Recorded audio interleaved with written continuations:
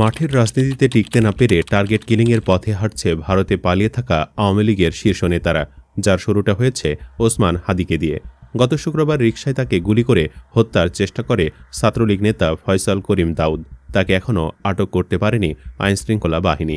গুঞ্জন আছে এরই মধ্যে ফয়সাল ও তার সহযোগী আলমগীর ভারতে পালিয়ে গেছে। তবে হাদি শুধু নয়, জুলাই অভ্যুত্থানে নেতৃত্ব দেওয়া ও ভারতীয় আধিপত্যের বিরুদ্ধে লড়াই করা আরও অন্তত ৩০ জনকে হত্যার পরিকল্পনাও চূড়ান্ত করে ফেলেছে খুনিরা, যেখানে হাসনাত আবদুল্লাহ থেকে শুরু করে আসিফ মাহমুদ, সাদিকুর রহমান খান, সাইয়েদ আবদুল্লাহেদের মতো ব্যক্তিরাও আছেন।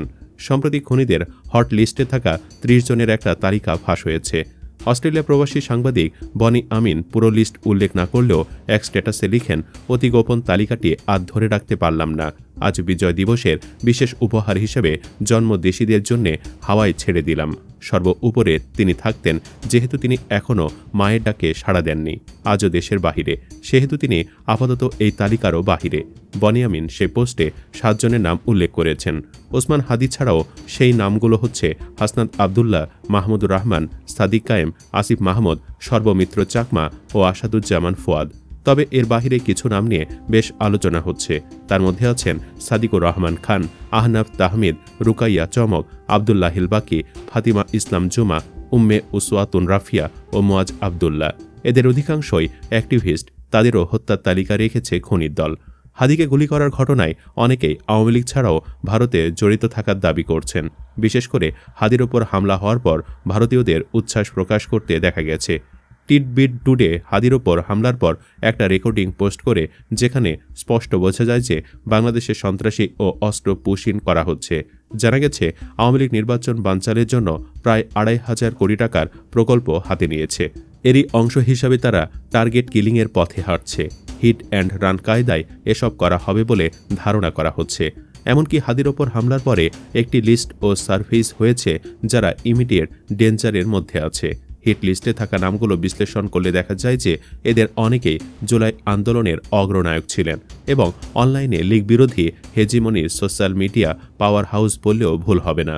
৩০ জনের হিট লিস্ট নিয়ে সোশ্যাল মিডিয়ায় ব্যাপক প্রতিক্রিয়া সৃষ্টি হয়েছে। তবে এসব লিস্ট বা হুমকিকে হাদির মতো পাত্তা দিতে রাজি নন হাসনাত, আসিফ, ফুয়াদরা। উৎকণ্ঠার মধ্যেই ভারতের উত্তর পূর্বাঞ্চলীয় 7 সিস্টার্স রাজ্যগুলোকে আলাদা করে দেওয়ার হুঁশিয়ারি দিয়েছেন এনসিপি নেতা হাসনাত আবদুল্লাহ। তিনি অভিযোগ করেন, বাংলাদেশের অভ্যন্তরীণ অস্থিতিশীলতা সৃষ্টি ও নির্বাচন বানচালে ষড়যন্ত্রকারীদের ভারত আশ্রয় দিচ্ছে। ভারতকে সরাসরি উদ্দেশ্য করে তিনি বলেন, যারা বাংলাদেশের সার্বভৌমত্ব, ভোটাধিকার ও মানবাধিকারকে বিশ্বাস করে না, তাদেরকে আশ্রয় দিলে আমরাও বাংলাদেশে ভারতের বিচ্ছিন্নতাবাদীদের আশ্রয় দিয়ে 7 সিস্টার্স আলাদা করে দেব।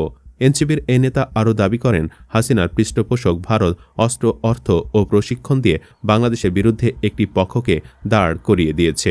ভারতকে আর পার্শ্ববর্তী দেশ বলার সুযোগ নেই, অবস্থান স্পষ্ট করতে হবে। একরকম প্রতিক্রিয়া দেখা যাচ্ছে সোশ্যাল মিডিয়াতেও। অনেকে মনে করেন, ওসমান হাদিকে যে পন্থায় গুলি করে শহীদ করার চেষ্টা করা হলো, সেই একই পন্থায় কিংবা ভিন্ন পন্থায় ৩০ জন সহ আরও কতজনকে ফ্যাসিস্টরা টার্গেট করেছে তা কারও জানা নেই। তবে এই খেলায় একটা দেশ নগ্ন হয়ে নামতে পারে।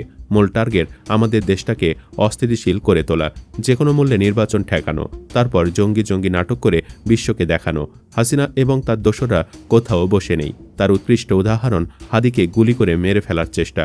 দেশের স্বার্থে সবাই এক হয়ে সামনে এগিয়ে যাওয়া ও ঐক্যবদ্ধ থেকে ষড়যন্ত্রের মোকাবেলা করে দেশের স্বার্থ সমুন্নত রাখারও পরামর্শ তাদের।